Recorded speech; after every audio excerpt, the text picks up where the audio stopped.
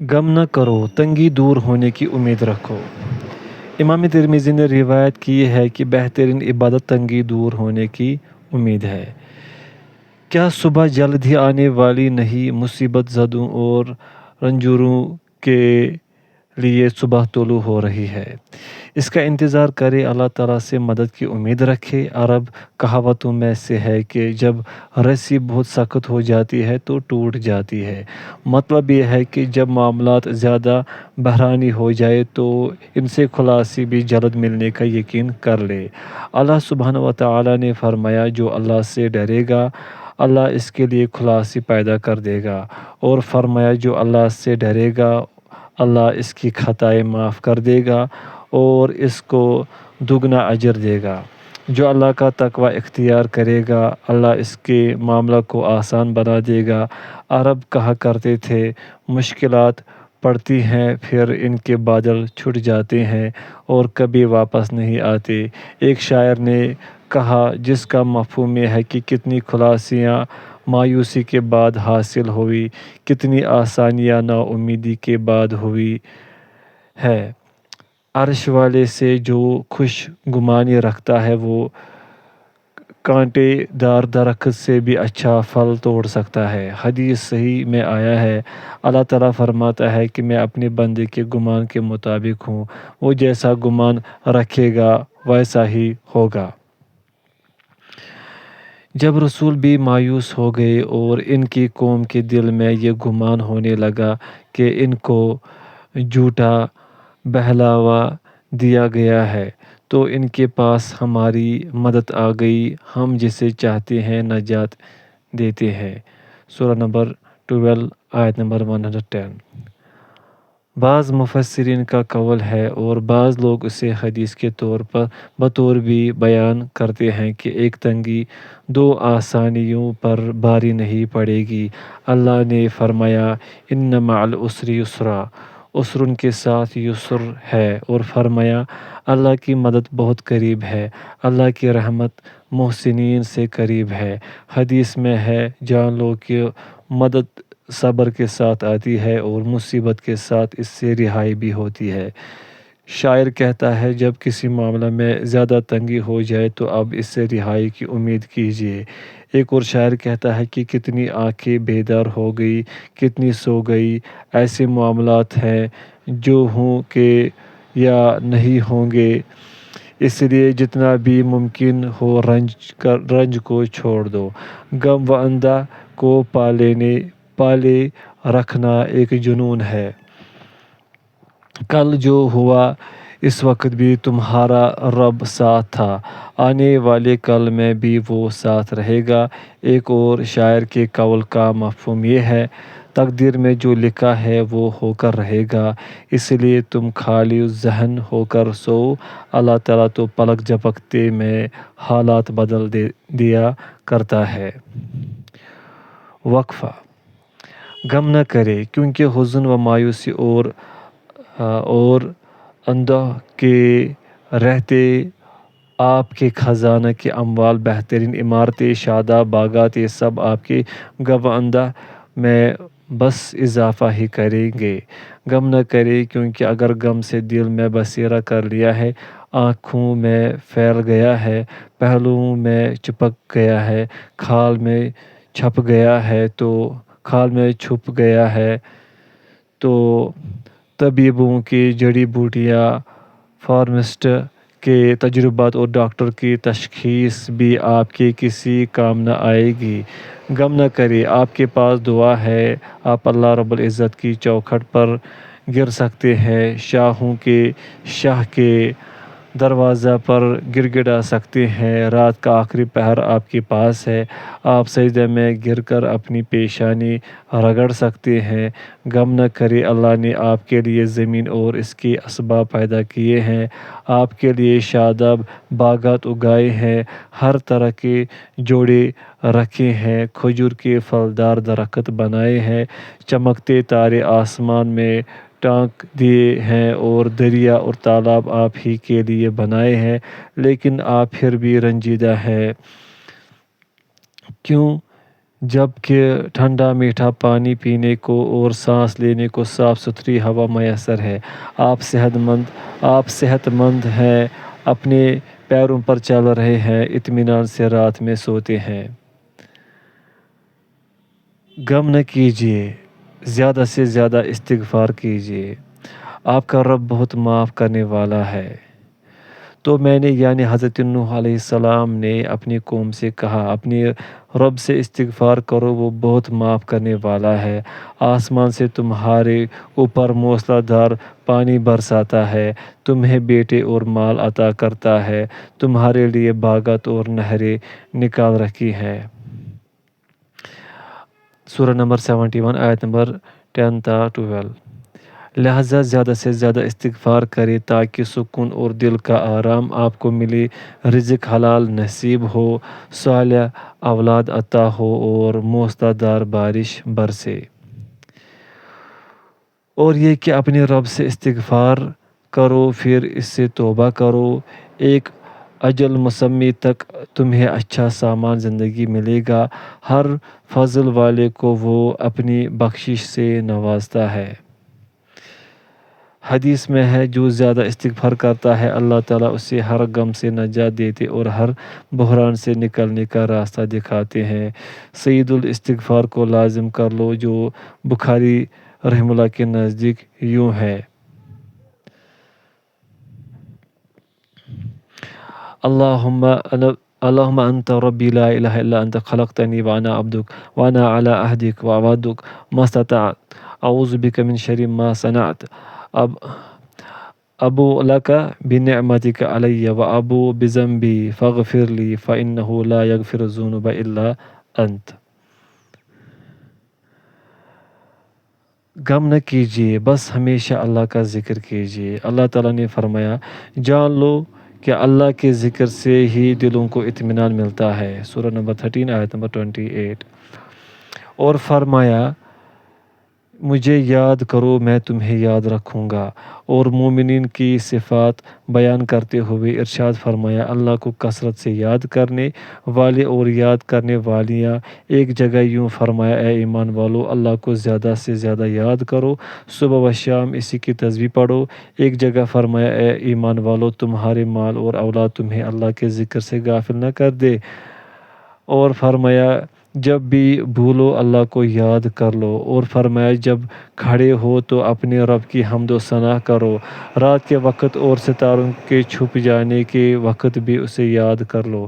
اور فرمایا، اے ایمان والو، جب تمہاری مٹ بھیڑ کسی دشمن گروہ سے ہو تو جم جاؤ، اللہ کو بہت یاد کرو تاکہ تم کامیاب ہو جاؤ۔ صحیح حدیث میں ہے، اس شخص کی مثال جو اپنے رب کو یاد کرتا ہے اور جو یاد نہیں کرتا، زندہ اور مردہ جیسی ہے۔ ایک بار آپ صلی اللہ علیہ وسلم نے فرمایا، مفردون آگے بڑھ گئے۔ لوگوں نے پوچھا، یا رسول اللہ، مفردون کون ہے؟ آپ صلی اللہ علیہ وسلم نے فرمایا، وہ مرد اور عورتیں جو کثرت سے اللہ کو یاد کرتے ہیں۔ ایک صحیح حدیث میں یوں آیا ہے کہ آپ صلی اللہ علیہ وسلم نے فرمایا، کیا میں تمہیں سب سے بہتر عمل نہ بتاؤں جو خدا کو سب سے زیادہ پسند ہے؟ اور تمہارے لیے سونے چاندی خرچ کرنے سے اور دشمن کے مقابلہ آرائی سے، جس میں تم اور دشمن ایک دوسرے کی گردن مارنے کی فکر میں رہتے ہو؟ لوگوں نے کہا، اے اللہ کے رسول صلی اللہ علیہ وسلم، ضرور بتائیے۔ فرمایا، وہ اللہ کا ذکر ہے۔ ایک صحیح حدیث میں یوں ہے کہ ایک شخص نے آ کر کہا، یا رسول اللہ، اسلام کے احکام تو بہت ہیں، میں بوڑھا ہو گیا ہوں، بس مجھے ایسی چیز بتا دے جس سے چمٹا رہوں۔ فرمایا، تمہاری زبان ہمیشہ اللہ کی یاد سے تر رہنی چاہیے۔ غم نہ کرے اور اللہ کی رحمت سے مایوس نہ ہو۔ اللہ کی رحمت سے کافر ہی مایوس ہوتے ہیں، حتیٰ کہ رسول بھی مایوس ہونے لگے اور انہوں نے سمجھا کہ انہیں جھٹلایا گیا۔ ایسے عالم میں ہماری مدد آ گئی، ہم نے ان کو رنج و فکر سے نجات دے دی، ہم اسی طرح مومنین کو بچاتے ہیں۔ مسلمانوں کے بارے میں فرمایا، تم اللہ پر گمان کرنے لگے، اس وقت مومن ہلا مارے گئے اور شدید زلزلہ کا سامنا ان کو ہوا۔ دوسروں کی اذیت سے نہ گھبرائے، جو آپ پر زیادتی کرے اسے معاف کر دیجیے۔ انتقام کا مزاج رکھنے والا، ان سے حسد کرنے والا، اپنے انتقام کی زبردست قیمت، اپنے گوشت خون، اپنے اعصاب، راحت اور سرور سب چیزیں کھو کر ادا کرتا ہے۔ جو شخص لوگوں پر غصہ کرتا ہے، ان سے حسد کرتا ہے، وہ بلا شبہ نقصان اٹھاتا ہے۔ اللہ تعالیٰ نے اس بیماری کا علاج اور دوا یہ بتائی ہے کہ غصہ پی جائے اور درگزر سے کام لے۔ یہ لوگ غصہ پی جاتے ہیں اور لوگوں سے درگزر کرتے ہیں۔ فرمایا درگزر کرو، معروف کا حکم دو اور جاہلوں سے اعراض کرو، اور فرمایا احسن طریقہ سے برائی کا جواب دو۔ ایسا کرو گے تو جلد ہی تمہارے اور دشمن کے بیچ پکی دوستی ہو جائے گی۔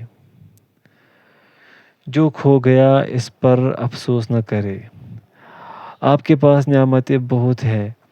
اللہ کے ان زبردست عطیوں اور جلیل القدر نعمتوں کے بارے میں سوچیے اور ان پر اس کا شکر ادا کیجیے۔ اللہ تعالیٰ نے فرمایا اگر تم اللہ کی نعمتوں کو شمار کرنا چاہو تو انہیں شمار نہیں کر سکتے، اور فرمایا اس نے تمہیں ہر طرح کی ظاہری اور باطنی نعمتیں عطا کی ہے، اور فرمایا جو بھی نعمت تمہیں ملی ہے وہ اللہ کی طرف سے ہے۔ اور ایک جگہ بندے پر اپنی نعمت کی یاد دہانی کرائی اور فرمایا کیا ہم نے اسے 2 آنکھیں، 1 زبان، 2 ہونٹ نہیں دیے اور اسے 2 راستے بنا دیے؟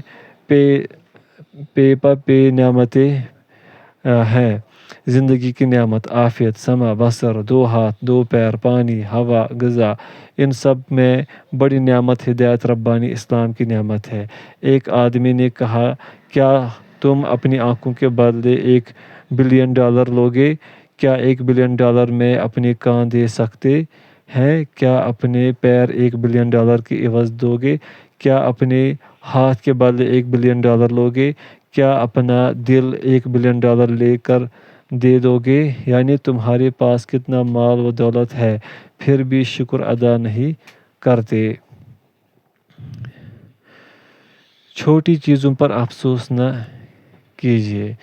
زندگی کی راحت، سعادت اور آرام اس میں ہے کہ آپ چھوٹی باتوں پر زیادہ توجہ نہ دیں، کیونکہ ہمت والوں کو تو بس آخرت کی دھن ہوتی ہے۔ سلف میں ایک نے اپنے دوست کو یوں نصیحت کی، بس ایک ہی دھن اپنے اوپر طاری کر لو، اللہ سے ملاقات، آخرت اور اس کے سامنے کھڑے ہونے کی دھن۔ جس دن ہر چیز تمہارے اوپر پیش کر دی جائے گی اور کوئی چیز تم سے چھپی نہیں رہے گی۔ لہٰذا یہاں کی ہر فکر زندگی، اس کے مناسب عہدے، سونا چاندی، اولاد، مال و دولت، مرتبہ، شہرت، محلات، گھر، یہ سب فکر آخرت کی فکر سے کمتر ہیں۔ اس کے مقابلے میں لا شیء ہے۔ اللہ تعالیٰ نے منافقین کی صفت یہ بتائی کہ انہیں اس دنیا کی فکر ہے، انہیں بس اپنی جانوں کی فکر کھائی جا رہی ہے اور وہ اللہ کے بارے میں جھوٹے گمان باندھتے ہیں۔ سورہ نمبر 3 آیت نمبر 154۔ یعنی یہی فکر ہے کہ نفس، پیٹ اور شہوت کی آگ کیسے بجھے گی، اس کے بعد کوئی بلند حوصلہ نہیں، کوئی بڑا مقصد نہیں۔ حدیبیہ میں جب نبی صلی اللہ علیہ وسلم درخت کے نیچے بیعت لے رہے تھے تو ایک منافق یہ بہانہ کر کے سرک گیا کہ میرا سرخ اونٹ کھو گیا ہے اور اس کا پاجانہ تمہاری اس بیعت سے مجھے زیادہ محبوب ہے۔ اس پر حدیث میں آیا تم سب کی مغفرت ہوگی سوائے اس سرخ اونٹ والے کی۔ ایک منافق کو جان کی فکر لاحق ہوئی، کہنے لگا اس شدید گرمی میں نہ نکلو۔ اللہ نے فرمایا کہہ دو کہ جہنم کی آگ زیادہ گرمی والی ہے۔ ایک اور منافق بولا میری جان چھوڑ دیجیے، مجھے مت آزمائیے۔ اللہ نے فرمایا یہ لوگ آزمائش میں تو پڑ ہی چکے ہیں۔ کچھ اور لوگوں کو گھروں، جانوں اور مالوں کی فکر لاحق تھی۔ فرمایا ہم کو ہمارے مالوں اور گھر والوں نے مصروف رکھا، اس لیے ہمارے لیے استغفار کر دیجیے۔ یہ چھوٹے لوگ تھے، ان کی فکریں اور مقاصد بھی چھوٹے اور گھٹیا تھے۔ صحابہ کرام رضی اللہ عنہم بڑے لوگ تھے، اسی لیے وہ محض خوشنودی رب کے طالب تھے۔ فکروں کو دور رکھے۔ آرام مومن کے لیے غفلت ہے اور بیکاری قاتل اور وقت گزاری تعطل۔ لوگوں میں غم و فکر اور تقدر والے زیادہ تر وہ ہوتے ہیں جو معطل اور بیکار ہوتے ہیں۔ جو لوگ سنجیدگی اور نتیجہ خیز کام کے اعتبار سے مفلس ہو، ان کا سرمایہ خیالات و افواہیں ہوتی ہیں۔ لہذا حرکت میں رہے، کام کرے، ہمیشہ مصروف رہے، تلاوت و تسبیح کرے، لکھنے پڑھنے اور لوگوں سے ملنے جلنے کا کام کرے، یعنی وقت کو کام میں لائے، خالی بالکل نہ رہے کہ جیسے ہی خالی ہوئے تفکرات، پریشانی اور وہم و خیال نے آپ کو اپنی آماج گاہ بنایا کہ خالی جگہ شیطان کا بسیرا ہوتا ہے۔ نیکی کر دریا میں ڈال۔ جو آپ کے احسان کو بھلا دے، نیکی کا انکار کر دے تو اس پر رنجیدہ نہ ہو، کیونکہ آپ کو اللہ سے ثواب لینا ہے۔ اس لیے اپنا عمل خالصتاً اللہ کے لیے رکھے، کسی کے شکریہ کی نہ امید رکھیے، نہ اس کو زیادہ اہمیت دیجیے۔ اور اگر آپ نے کسی پر احسان کیا ہو، پھر اس کے کمینہ پن کا تجربہ ہو، تو اس کو محسوس نہ کیجیے کہ اس نے آپ کی نیکی اور حسن سلوک کا اعتراف نہ کیا۔ اپنا ثواب اللہ سے مانگے۔ اللہ تعالیٰ اپنے دوستوں کے بارے میں کہتا ہے کہ وہ اللہ کے فضل و کرم کے طالب ہوتے ہیں۔ اللہ نے اپنے نبیوں کے بارے میں فرمایا، وہ کہتے، اس چیز پر میں تم سے کوئی سوال نہیں کرتا، کہہ دو میں تم سے کوئی اجر نہیں مانگتا، میرا اجر اللہ کے پاس ہے، اس کے پاس کسی کی نعمت نہیں جس کا بدلہ دیا جائے۔ ہم تمہیں خالصتاً اللہ کے لیے کھلاتے ہیں اور تم سے کسی احسان یا شکریہ کے طالب نہیں۔ شاعر نے کہا، جو خیر کے کام کرے گا اس کا انعام اسے ضرور ملے گا کہ بھلائی انسانوں اور اللہ کے ہاں ضائع نہیں جاتی۔ لہذا اپنا معاملہ اللہ کے حوالہ کر دے۔ وہی ہے جو عطا کرتا اور دیتا ہے، وہی حساب لیتا اور سزا دیتا ہے، وہی راضی ہوتا یا غضب ناک ہوتا ہے۔ قندھار میں بہت سے مسلمان شہید ہوئے۔ حضرت عمر رضی اللہ عنہ نے صحابہ رضی اللہ عنہ سے ان کے بارے میں دریافت کیا۔ انہوں نے شہداء کے نام گنائے اور کہا کہ ان کے علاوہ اور لوگ بھی شہید ہوئے جن سے آپ واقف نہیں۔ حضرت عمر رضی اللہ عنہ کی آنکھوں میں آنسو آ گئے۔ فرمایا، لیکن اللہ تو انہیں جانتا ہے۔ کسی بزرگ نے ایک نابینا کو فالودہ کھلایا جو ایک بہترین ڈش ہوتی تھی۔ ان کے گھر والے بولے کہ اس بیچارے اندھے کو کیا معلوم اس نے کیا کھایا؟ فرمایا، ہاں مگر اللہ تو جانتا ہے۔ لہذا جب اللہ جانتا ہے کہ آپ نے کیا خیر کا کام کیا، کیا بھلائی کی، کیا احسانات کیے، تو پھر لوگوں کی کیا پرواہ۔ لعنت، ملامت اور اعتراضات پر رنج نہ کرے، یہ آپ کو بس تھوڑا ہی نقصان پہنچا سکتے ہیں۔ ان کی چال بازیوں پر تنگی میں نہ پڑے، ان کی اذیت رسانی پر نہ جائیے، بس اللہ پر بھروسہ رکھیے، اللہ بہترین کارساز ہے۔ موسیٰ علیہ السلام پر انہوں نے تہمت تراشی کی، اللہ نے موسیٰ علیہ السلام کو اس سے بری کر دیا۔ ایک شاعر کہتا ہے، بھرپور اور بہتے سمندر میں کوئی نادان لڑکا پتھر پھینک دے تو اس سے سمندر کا کیا بگڑے گا۔ حدیث میں ہے کہ رسول اللہ صلی اللہ علیہ وسلم نے ایک مرتبہ فرمایا، میرے صحابہ کی برائیاں مجھ سے بیان نہ کرو، میں چاہتا ہوں کہ تمہارے ہاں سے سلامتی صدر کے ساتھ نکلوں۔ تنگ دستی پر غم نہ کرے، کیونکہ قلت مال میں سلامتی ہے۔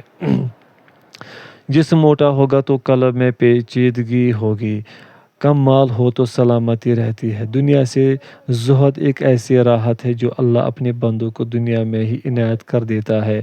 ہم زمین اور اس کی اشیاء کے وارث ہیں۔ ایک شاعر کہتا ہے، پانی، روٹی اور سایہ، بس یہی تو نعمتیں ہیں۔ ان کے باوجود اگر میں یہ کہوں کہ میں غریب و تنگ دست ہوں تو میں اپنے رب کی نعمتوں کا ناشکرا ہوں گا۔ دنیا کیا ہے؟ ٹھنڈا پانی، گرم روٹی اور گھنا سایہ۔ ایک دوسرے شاعر نے کہا، سرندیپ کے آسمان سے موتی برسے، تکرر کے کنویں میں چاندی بھر جائے۔ میں اگر زندہ رہوں تو روٹی ملے گی، مر جاؤں تو قبر۔ میرا حوصلہ بادشاہوں کا سا ہے، میرا نفس آزاد ہے جو ذلت کو کفر سمجھتا ہے۔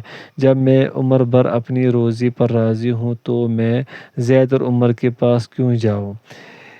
یہ ان لوگوں کی عزت کی مثال ہے جو اپنے تصورات، اپنے مشن اور پیغام میں سنجیدہ، سچے اور بھروسہ رکھتے ہیں۔